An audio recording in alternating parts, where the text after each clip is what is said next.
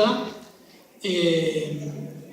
Y lo primero que quiero es agradecer a la invitación, aunque me siento un sapo de otro pozo, porque quiero hablarles de otras cosas. Pero de todas maneras quiero empezar planteando el tema del agradecimiento porque me parece que no es formal, no es un problema formal agradecer cuando te invitan a hablar o cuando algunos compañeros creen que vos tenés algo para decir y donde quizás se crea la ficción de que hay otros que tienen algo para escuchar. Y agradecer en la línea tuya, en el sentido de el desarrollo de los espacios amorosos, cotidianos y democráticos, ¿no? Me parece que es fundamental. Ayer me mandaron un WhatsApp de Bolsonaro. Me mandaron un WhatsApp con filmaciones, discursos en televisión, en cámaras, donde él desnudaba lo que es, todo lo que no ocultó en la campaña, pero cómo lo planteó antes, ¿no? Entonces, me afectó mucho. Me afectó mucho no porque no tengamos muchos, o algunos de los que estamos acá, una vieja historia vinculada con la dictadura uruguaya. Me afectó porque experimenté lo que yo no viví porque era muy chico, cuando antes del golpe de Estado en Uruguay, no creíamos que en Uruguay pudiera haber un golpe de Estado, porque Uruguay es eternamente democrático, porque éramos la tacita de plata, porque teníamos una larga tradición democrática y no iba a pasar el golpe de Estado. Procesos incluso en el ámbito del golpe de Estado, aún no se esperaba que hubiera un golpe de Estado. Y en el 76, en el medio de la dictadura, esperábamos el retorno a la democracia. Entonces, Bolsonaro para nosotros no es brasileño. Bolsonaro me parece que es, y en el caso de los uruguayos creo que podemos tener la oportunidad de pensar mucho en lo que está pasando en Brasil y aprender también, ¿no? Porque el fascismo en realidad no es explosivo. El fascismo también es cotidiano. No solo los microfascismos adheridos en nosotros, sino las composiciones de estos elementos, fuerzas, prácticas, discursividades fascistas, ¿no? Que hacen acrecentar esto que se compone en Brasil, que nos deja muy tristes, realmente muy tristes, porque es como difícil entender cómo se cristalizan procesos electorales y de golpes de Estado, donde empiezan, por un lado, con la acusación de que un tipo tiene un hijo fuera de la familia, como pasó con Evo Morales y no funcionó, y el otro que plantea que hay una mujer muy fea que no vale la pena ni ser violada, como dice Bolsonaro, ¿no? Se puede pasar de un lado a otro para generar un golpe legal, ¿no? A Dilma la sacaron por transposición de rubros. Se hace todos los días en Uruguay, ¿no? A Lugo por ser un cura especie de misógino en Paraguay, ¿no? Es un nuevo proceso que se empieza a instalar. ¿Por qué además hablo de Bolsonaro? Porque me parece que tiene que ver concretamente con una ética y una estética de cómo nos comunicamos, ¿no? ¿Quiénes somos los que estamos acá? ¿Qué hacemos los que estamos acá? ¿Para qué estamos? ¿Entre quiénes nos hablamos? Digo, todo esto es lo que yo pensaba hace un rato porque no sabía qué decirle en 15 minutos y solamente me acordaba una canción de Citarrosa que decía «Cuánta vida en 4 versos». ¿Cómo hacer para hablar en 15 minutos, no?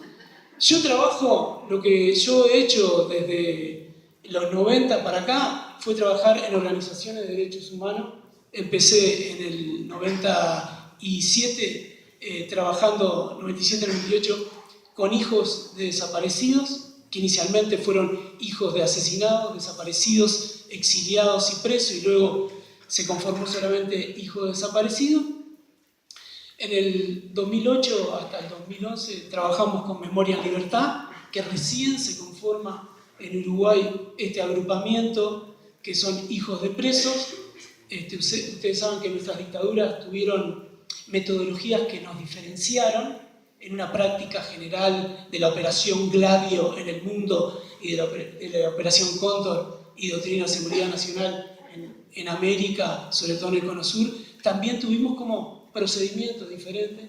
En Uruguay tenemos más de 200 desaparecidos, casi todos desaparecieron en Argentina, y tuvimos un sistema de reclusión y tortura permanente durante toda la dictadura, ¿no? En Chile, fusilamiento, predominantemente; en Argentina, desaparición. Entonces, en las características diferentes aparece Memoria en Libertad recién en el 2008, y básicamente lo que Hijos y Memoria en Libertad han reclamado fundamentalmente ha tenido que ver con la visibilidad.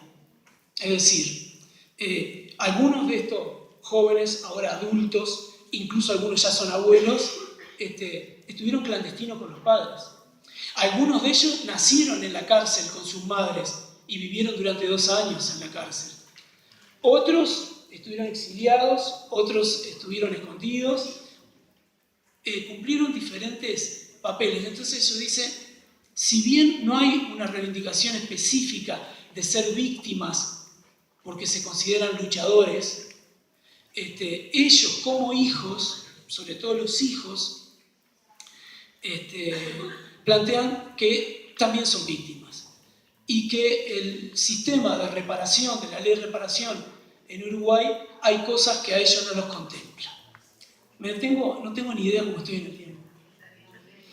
Me detengo un segundo acá.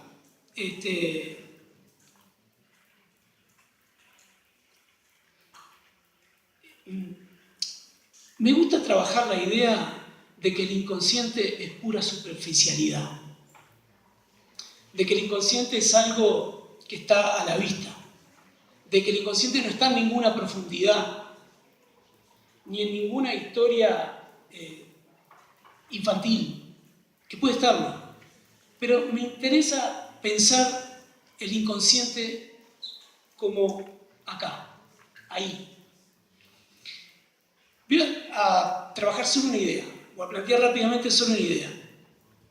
Uno de los elementos centrales en eso que denominamos la producción de subjetivación vinculada a los movimientos sociales, que es el eje de esta mesa, en Uruguay podría estar conformado para perseguir solo una línea, por la línea de la peligrosidad. La línea de la peligrosidad es viejísima en la historia del mundo, lo encontramos hasta en los orígenes del derecho romano y el derecho positivo. Es decir, la noción del peligroso en Uruguay tuvo un trato particular. En el primer gobierno de Sanguinetti, el primer gobierno democrático, en Uruguay lo que se desarrollaron fueron una serie de componentes vinculados al establecimiento de la ley de caducidad de la pretensión punitiva del Estado, es decir, la ley de impunidad, la ley de punto final en Argentina, la ley del olvido, del ocultamiento, del cierre, una ley que es una ley jurídica, pero también que es una narración vinculada a la ubicación de una lógica sentido de los procedimientos históricos. Y sobre todo establecer la idea del caos-orden, o la idea de la guerra, o la idea de los dos demonios, o la idea del binarismo que estuvimos hablando acá hace un rato, ¿no? Construir una narración legitimadora socialmente que ordene el campo en el cual nosotros nos movemos. Es decir, es fundamental la ley de caducidad, no por la ley en sí, sino por la legitimación. La ley nuestra empieza por la lógica de los hechos, establece la ley. ¿Cuál es la lógica de los hechos? No se explica nunca cuál es la lógica de los hechos. La lógica de los hechos se derrama, se cristaliza per se en un enfrentamiento que hubo y un ordenamiento que más tarde se armó. Pero luego, cada gobierno fue estableciendo elementos. Luego de la ley de caducidad la pretensión punitiva del año 86 y la recolección de firmas, el voto verde, el voto amarillo. En el 89 gana el voto amarillo, o sea, se establece, se mantiene la ley de caducidad. En el segundo gobierno, que es el gobierno más duro, que se depura más la operación neoliberal con el hijo, con Lacalle, el papá de uno de los candidatos futuros, del Kuki Lacalle, empieza a aparecer todo un diseño vinculado a la juventud y a la peligrosidad de la juventud, que se denominó la operación de las racias. Y el acontecimiento en el hospital Filtro, donde mueren 2 personas, hay una serie de heridos, vinculados a una represión que se desata para impedir el asilo político a vascos acusados de pertenecer a Euskadi Askatasuna, ¿no? A la ETA.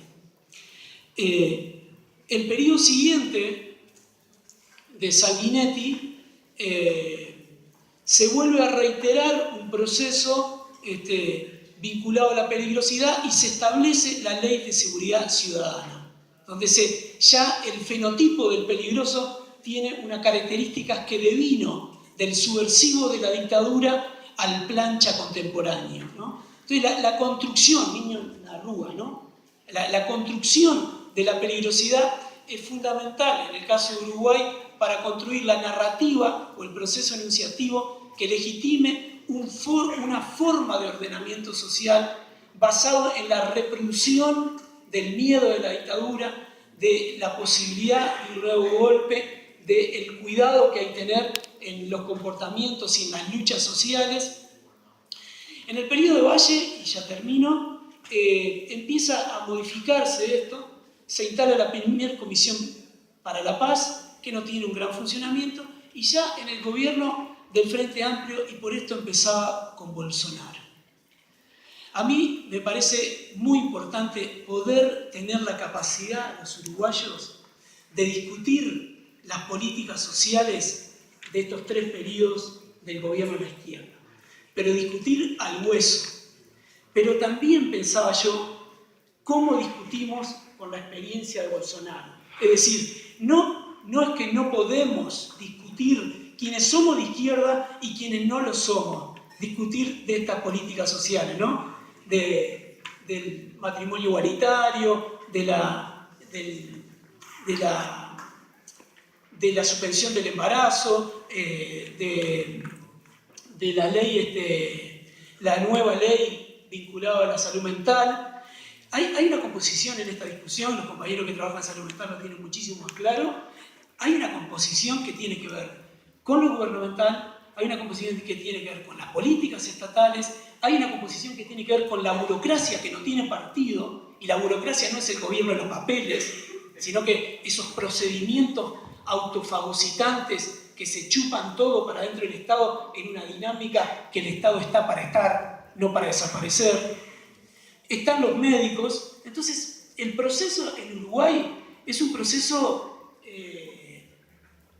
muy lindo, pero también que aún falta mucho, porque aún nosotros, en la convocatoria, segundo encuentro latinoamericano de derechos humanos y salud mental, el planteo es sin manicomios en Latinoamérica, pero nosotros tenemos un debe muy grande en esto. Y tenemos un debe muy grande porque estamos confrontando con un poder sumamente suave y duro, ¿no? Que es toda esta concepción que también se reproduce en Facultad de Psicología, que confrontamos, discutimos entre nosotros, pero es este proceso medicalizante que logra instalar que nosotros necesitamos diagnósticos, que nosotros necesitamos pastillas y que nosotros necesitamos lugares de reclusión. Cierro con esto. En este momento, hablando no sé si pude explicarme en la velocidad de las políticas sociales y de cuando fui hace poco a Minas de Gerais a un congreso de esquizoanálisis y terminé de hablar de Uruguay, los brasileños me dijeron, vos, pero esperábamos que nos contaras las cosas buenas que están pasando en Uruguay, las que nombré. Yo dije, pero las buenas están muy buenas, pero aún nos faltan muchísimas cosas. Por ejemplo, y cierro, con Memoria en Libertad, hijos de presos políticos, hoy no está pasando un problema está vinculado al Sistema Nacional de Salud de Uruguay, o vinculado estrictamente a Tabaré Vázquez, aunque se recuperaron 4 cuerpos de desaparecidos, y esto es muy pobre en Uruguay. Hay muchos juicios que no se han realizado. La sociedad y el gobierno sigue pensando en la primera generación y no puede pensar en la segunda y tercera generación. El golpe de Estado no fue contra la subversión.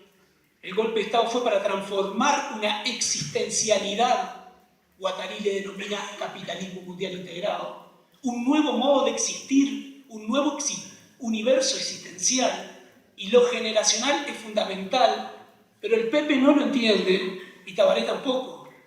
Nosotros capaz tenemos que hacer otras cosas para que esto suceda. En este momento, ¿qué es lo que reivindican los hijos de preso político? Es que cuando se lo va a atender en el proceso de la Cooperativa de Salud Mental y Derechos Humanos, la transformación de CERSOC, los dineros para financiar la cooperativa llegan extremadamente tarde y llegan de manera escasa. Hay mucha gente que no es atendida. Cuando se van a hacer una ortodoncia en el sistema de salud, los médicos, no el director del hospital y no el sistema de salud, los odontólogos los mandan al sistema privado para ser atendidos. Es decir, hay elementos vinculados a prácticas fuertemente reaccionarias en el medio de la democracia que empiezan a hacer desaparecer la reparación de quienes no tienen lugar existencial, no tienen lugar para la derecha y para la izquierda, porque está primero la primera generación. No hay una visibilidad de la segunda generación. Y cuando la segunda generación se engancha con el sistema de salud, no hay forma de ser atendido, es muy escaso, es muy pobre. Entonces, cierro un poco con la idea de esto, de dónde estamos trabajando, y nos veremos en pasillos.